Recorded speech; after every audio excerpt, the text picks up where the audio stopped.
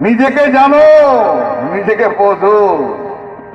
এই দেহটার থেকে এই খোলসটা বাইরে গেলে পরে তখন আর কিছু গরম থাকবে না। উদ্দেশ্য আপনাদেরকে বলে যায়, এই গানের উদ্দেশ্য জন্মসিদ্ধ মহান তিনি বলছেন, আমি থাকি বা না থাকি উথাল পাতাল করে ছেড়ে দেব, রুখনেওয়ালা কেউ নেই।